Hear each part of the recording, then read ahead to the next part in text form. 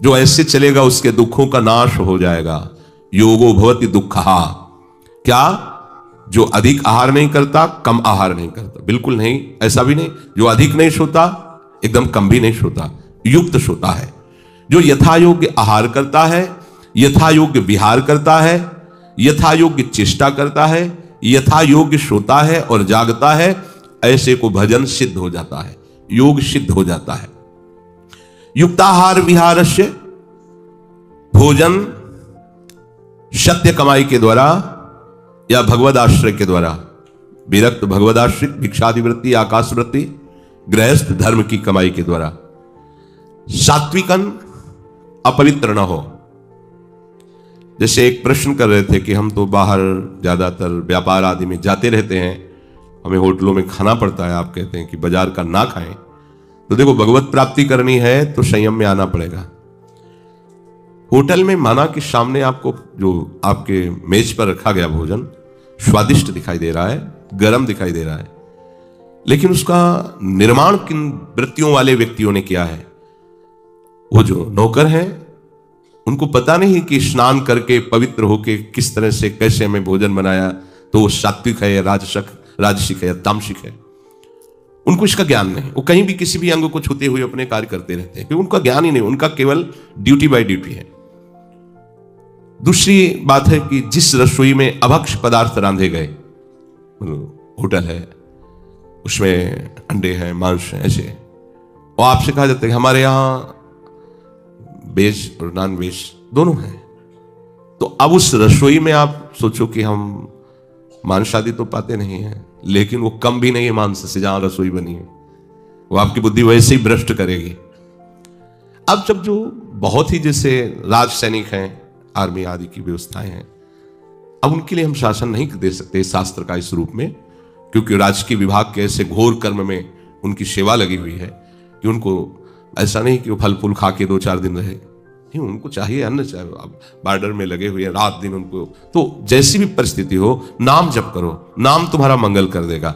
वहां भगवान जान रहे हैं कि उसकी परिस्थिति ऐसी है, पर यदि आप रह सकते हैं तो पवित्र आहार पर दृष्टि डालिए। पवित्र आहार यदि आपका नहीं है तो आपकी बुद्धि भजन में नहीं लगेगी। आप सोचते हैं कि इधर उधर गंदी वृत्ति से बनाए हुए भोजन को पा करके आप भजन कर लेंगे, नहीं। हम आंखों देखी बात कह रहे हैं, 1500 लोगों का भोजन बनना था, वो काफी विस्तृत भंडारा कुछ आके किए थे। तो शाम के जब टहल रहे थे तो वो लोग अशोक के नीचे बैठे मदिरा पान कर रहे थे। जितने रसोई बनाने वाले थे, पान करके मसाला की पुड़िया मुख में डाल के और फिर रसोई बना रहे थे, और उसी रसोई का संतों को भोग लगना था, श्री जी को भोग लगना। क्या भोग लगेगा? क्या बुद्धि भजन में लगेगी? मदिरा पान करके वो बना रहा है, ऐसा राक्षसी भोजन भला श्री जी भोग पाएंगी? अच्छा, बनाने वाले ने पैसे दे दिए, पाने वाला उस समय पाएगा जब खुशबू से गरम गरम सामने आएगा। लेकिन ये दृश्य तो वही देखा ना जो वहां है 24 घंटे। अब इस दृश्य को हम बोले तो एक परिकर आया था दाल बाटी चूरमा संतों को पवाने के लिए। सुबह की बात है, भारी परात में पैरों से आटा लगाया जा रहा था, 3 बजे तड़के, कोई था नहीं। तो उनसे हमने कहा कि अरे भाई ये आप क्या कर रहे हैं? उनका आटा लगा रहे हैं। हम कहा इससे आटा लगाया जाता है, क्यों आप ऐसा कर रहे हैं?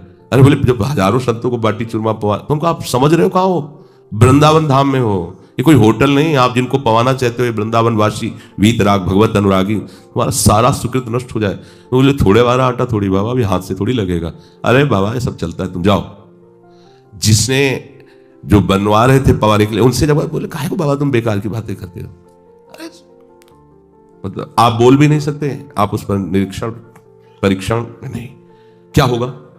इसीलिए कहा जाता है कि बहुत सावधान। अन्न जैसा जाएगा हमारा विचार वैसा ही बनेगा, वैसा ही हमारा चिंतन होगा।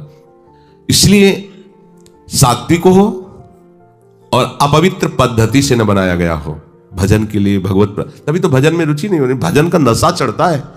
ये धाम है, हिया फिरे स्वार्थ आपने, भजन गए फिरे बाह। भोजन को जब स्वाद बुद्धि से पकाया जाता है, अपने शरीर के लिए पकाया जाता है, तो वो साधन में बाधा पहुंचाने वाला भोजन बन जाता है। और जब स्वाद बुद्धि अपनी न रख के श्री जी के भोग के लिए पकाया जाता है और अपने प्रसाद पाते हैं, तो वो भजन बढ़ाने वाला बन जाता है। अब देखो, आप श्री जी को भोग लगाने के लिए बात सोचते ही पवित्रता का विधान आ जाएगा। ये हमारे श्री जी के रसोई, आप इसमें प्रवेश मत कीजिए, और बड़ी सावधानी से और श्री जी का चिंतन करते हुए वो आपके भजन में सहयोग देगा। भोजन धर्म के अनुसार कमाए हुए अन्न से और आयुर्वेद की दृष्टि से उतना ही जितना आपको आवश्यक है। 39 तोला 24 घंटे में आयुर्वेद की दृष्टि थी, पर उसको डबल कर दिया, फिर भी अभी नहीं समझ में आया तो छूट देने की बात की। अब अगर बहुत बड़ा शरीर है, उसका आहार है, तो उसको भाई देख लो, ऐसा ना हो कि फिर साधन भजन में प्रमाद आने लगे, अन्न का चिंतन बनने लगे। जिस भोजन को किसी औषधि के द्वारा ना पचाया जा सके, सुपाच्य स्वयं पच जाए, उतना भोजन। अब दबा के पुआ कचौड़ी और समोसा और सब पा लिए तो अब फिर पचाने के लिए चाहिए, नहीं तो एसिड बन रही है, दवाइयां। ऐसे भोजन की आवश्यकता साधक को नहीं होती। किसी दिन मान लो पूड़ी कचौड़ी है, 2 पूड़ी ले लीजिए, 1 कचौड़ी ले लीजिए, सब आपको दवा की जरूरत नहीं पड़ेगी। पर 2 नहीं, वो ऐसे तो 3 पाते हैं, पर उस दिन 13 तक पहुंचने की कोशिश होगी, क्योंकि पकवान है, इससे सावधान। जो युक्त आहार करता है, यथोचित आहार करता है, उसे भजन में बाधा नहीं होती। और बिहार, बहुत ज्यादा चलना फिरना भी ठीक नहीं है, और एकदम बैठे रहना भी ठीक नहीं है। भगवान ने कहा विहार भी युक्त होना चाहिए। देख ले कि इतने किलोमीटर चलने से हमारा शरीर थकित भी नहीं होता और भजन भी नहीं रुकता। ऐसे हमें दौड़ दौड़ के परिक्रमा देने की जरूरत क्या है? क्यों दौड़ रहे हैं? एक एक मंत्र जपते हुए आराम आराम से पैर बढ़ाइए आगे। अगर आपके पास समय नहीं तो आज चले जाइए पानी घाट तक, कल पानी घाट से इधर आ जाना घूम। अपना तो नित्य भजन है, हमारा चिंतन छूटे और दौड़ दौड़ के हम परिक्रमा लगा रहे। दौड़ क्यों? क्या करना है हमें? भजन ही तो करना है ना। बोले समय नहीं तो ठीक है, यहां से किसी घाट तक चले जाइए, किसी घाट से दूसरे दिन चामुंडा तक चले जाइए, चामुंडा से तीसरे दिन पूरा कर लीजिए, बहुत बढ़िया परिक्रमा हो जाएगी। नाम जप अगर एक सांस में आराम से हो जाती है, आपकी दिनचर्या में कोई बाधा नहीं, बढ़िया। अब परिक्रमा करके आप थके बैठे हैं, आपका भजन में मन नहीं लग रहा, थकावट में मन लग रहा है, ये भी नहीं। निरंतर भजन करने के लिए उतना ही शरीर से श्रम करना है जिससे हमारा भजन न छूट जाए। भागवतिक श्रम भी उतना ही करना है। छठदम सील बिरत बहुकर्मा, बहुकर्मा, हमें वो बहुत से कर्म नहीं करने जिससे हमारा शरीर शिथिल हो जाए, भजन छूट जाए। निरत निरंतर सज्जन धर्मा, जो साधु महापुरुष जिस धर्म का आश्रय लिए उसी में हमें निरंतर रहना है। भजन युक्त चेष्टसु कर्मसु, आपकी चेष्टा आपके कर्म उतने ही होने चाहिए जितने में भजन न रुके। आप बहुत शरीर से मेहनत कर लेंगे तो आपका शरीर थकित हो जाएगा, भजन में मन नहीं लगेगा। उतना कर्म कीजिए जिससे आप शिथिल ना होइए, आपका भजन चलता रहे। दूसरों की हित बुद्धि से भगवत प्रसन्नता के लिए, शास्त्र विधान के लिए जो कर्म किया जाता है उसमें आंतरिक प्रसन्नता होती है और उसी प्रसन्नता में भजन होता रहता है। युक्त स्वप्नावबोधस्य, सोना अगर बिल्कुल नहीं होगा तो भी परेशानी आ जाएगी। भजन में नींद आलस्य सताएगा, दिन का जागना भी उसके लिए भार लगेगा। इसलिए उचित सोइए, उचित जगिए। वैसे सोने के लिए यहां आज्ञा कर रहे हैं, रात के आरंभ में सो जाए और रात के अंतिम भाग में जग जाए। रात का 10, 11, 12, 1, 2, 3, बस इसके आगे नहीं। अच्छे उपासक 1:30-2 बजे जग जाते हैं और थोड़ा शिथिल तो 3 बजे। इसके बाद सोना साधकों का कर्तव्य नहीं। वो जो 5 बजे 6 बजे और फिर जो 7-8 बजे, कोई महापुरुष 11 बजे भी उठते हैं। 11 बजे उठे मतलब क्या? 11 बजे तो दोबारा लेटने का समय आ जाता है। अपने लोग तो 11 बजे दोबारा विश्राम का समय आ जाता है कि घंटा आध घंटा लेट ले, फिर दिनचर्या। वो 11 बजे उठते हैं। युक्त स्वप्न से कहकर प्रभु को यह समझाने की भावना कि आपकी नींद यथोचित होनी चाहिए। रात्रि में इतना सो जाना चाहिए। देखो, जैसे जो लोग सोचते हैं कि हम रात्रि में उठ के भजन करेंगे और दिन में सोएंगे तो समय तो बराबर हुआ ना। बोले रात्रि में शांति रहती है। शांति तुम्हारे हृदय में चाहिए, बाहर की शांति से कोई लाभ ज्यादा नहीं है। हृदय अगर विषयों का चिंतन और अशांत है तो चाहे जहां बैठ जाओ, कोई बात नहीं। ये बहुत बढ़िया समय है। 2 बजे 2:30 बजे उठकर शौच स्नान करके अपनी दिनचर्या शुरू कर दी। अब इस मंगल समय, मान लो आप 10 बजे से लेकर 3 बजे तक आप भजन में रहे, क्या आपका भजन कैसा हो आप देख लीजिए। क्योंकि उस शयन की स्थिति होती है तो प्रायः सबको नींद आ दी।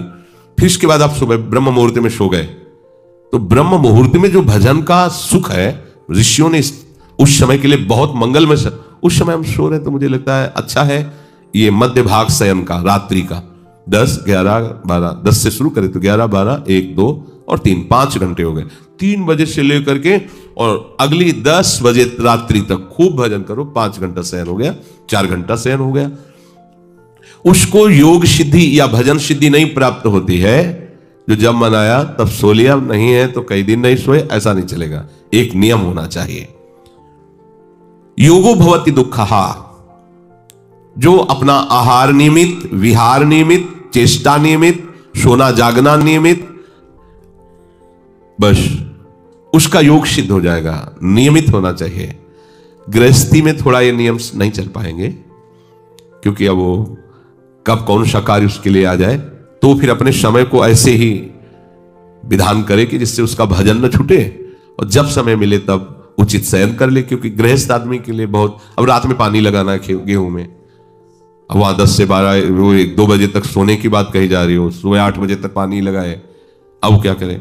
तो जितना काम कर रहा है उसमें राधा राधा राधा राधा राधा, और जब समय मिले तब सो जाए। उसमें देखना पड़े। कुछ के लिए, जैसे अपने लोग केवल भगवत मार्ग में हैं और वो व्यवहार को लेकर भगवत मार्ग में चल रहे, तो उनके लिए अलग है। कभी भी कोई भी कार्य आ सकता है, गृहस्थी में ऐसा होता है। तो आप सेवा में बैठे, भजन में बैठे, आप छोड़ दीजिए, आप पहले उस काम को कीजिए, जब आपको समय मिले तब आप उस कार्य को कर लीजिए। ये उनके लिए छूट होगी, क्योंकि गृहस्थ धर्म में है। योगो भवति दुःखः, इस प्रकार आहार विहार करने वाले उपासक का योग सिद्ध हो जाता है। योग और भोग में बहुत बड़ा अंतर है। योग में तो भोग का अत्यंत अभाव है। योगी कभी भोगी नहीं होता। भोगी चाहे तो कभी योगी हो सकता है, उसके लिए चांस है। भोगी चाहे तो सत्संग के प्रभाव से योगी हो सकता है, पर योगी कभी भोगी नहीं हो सकता। जो भोगों का सुख ले रहा है, जब तक उस सुख का त्याग नहीं करेगा तब तक योग में कैसे आएगा? इसलिए उपासक को 24 घंटे के समय को विभाजित कर देना चाहिए। 24 घंटे को विभाजन करना है। आहार विहार में कम से कम समय लगाइए। अब किसी किसी को देखते हैं घंटों प्रसाद ही पाते रहते हैं, घंटों बाथरूम में ही लगते हैं। ऐसा समय नष्ट नहीं किया। अधिक से अधिक 35 मिनट शौच स्नान, अधिक से मंजन किया, शौच 35 मिनट, 45 मिनट भोजन, अधिक से अधिक, और चबा के पाना चाहिए। किसी किसी को देखते हैं मुंह में गया, 1-2 बार घुमाया, अंदर डाल, अंदर लोहे की मशीन नहीं लगी है, ये आपके भजन के लिए है, सावधान। आप कम पाओ लेकिन अच्छा चबा करके पाओगे तो आपका स्वास्थ्य अच्छा रहेगा, पाचन तंत्र अच्छे रहेंगे और नींद आदि में आपको सहयोग मिलेगा। जिसका कब्ज बना रहता है, पेट में गैस बनी रहती है, पचता नहीं है, उन्हीं को बार बार जमवाई और आलस से प्रमाद आता रहता है। आहार विहार के लिए आपको समय निश्चित करना होगा। निश्चित समय पर ही आहार कीजिए। रोज समय नहीं बदलना चाहिए आहार का। यदि आप 11-12 के बीच में, तो बहुत काल तक आप ऐसे ही चलाइए। तो उसे नहीं कि कभी 2 बजे, ये भी गलत बात है। एक नियम रखिए आहार का, वो समय गया तो आहार नहीं करना, अगले समय में करेंगे। ये नियम रखना चाहिए साधु को, उपासक को। 11 से 12 का नियम है मध्याह्न के आहार का हमारा। यदि हमें 11 और 12 के बीच में नहीं मिलता तो हम 1-2 में नहीं पाएंगे, फिर हम पाएंगे रात्रि वाला जो 7-8 का है, क्योंकि कुछ बिगड़ नहीं जाएगा उसमें, आपका और भजन बनेगा। घूमना फिरना एक नियत समय से होना चाहिए। नियत समय में इतना हमें टहलना है बस। देखो, जो भजन करता है उसका हर कदम परिक्रमा होती है, ध्यान रखना। जिसने अपने जीवन को प्रभु के चरणों में अर्पित कर दिया, जहां भी चलता है प्रदक्षिणा होती है, उसका शयन भी समाधि होता है, उसका हर शब्द स्तुति मानी जाती है, क्योंकि उसने अपने जीवन को प्रभु के चरणों में समर्पित कर दिया है। शारीरिक आवश्यकताओं के लिए 6 घंटे सब निपटा लो इसी में। खाना पीना घूमना सोना अच्छे साधक के लिए है ये। 24 घंटे में 6 घंटे भगवत स्मरण करते हुए इसमें निपटा लो। स्मरण करते हुए सो गए, स्मरण करते हुए जग रहे, स्मरण करते हुए कुल्ला स्नान आदि और भोजन 6 घंटे में। आओ अपने लाइन पे आओ, पद्धति पे आओ। इसके बाद कितने बचे? 18 घंटे। 18 घंटे में अगर आप गृहस्थ हो तो आप, हम कह रहे हैं 9 घंटे आप सेवा में ले लीजिए। गृहस्थी, व्यापार, नौकरी 8 घंटे होते, आधा घंटे आने के, आधा घंटा जाने के, 9 घंटे, 10 घंटे। अब बचे 8 घंटे। 8 घंटे भजन कर लोगे तो भगवान की प्राप्ति सहज हो जाएगी। 8 घंटे पाठ सेवा भजन उसे विभाजित करो अलग अलग समय में। अगर 10 घंटे सांसारिक सेवा करो, 6 घंटे में खाने पीने सोने का कर लो, तो आपके पास इतना समय बचता है भजन का कि उतना भजन कर लोगे तो भगवत प्राप्ति सहज हो जाएगी। यदा विनियतम चित्त मात्मन्येवावतिष्ठते निष्पृहा सर्व कामेभ्यो युक्त इत्युच्यते तदा।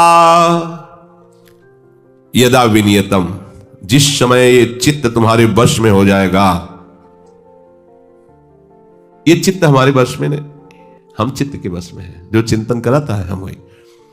कल एक उपासक प्रश्न कर रहे थे कि कभी कभी हमारा मन कहता है हम निहाल हो गए, कभी कभी मन हमको कहता है कि कुछ नहीं मिला।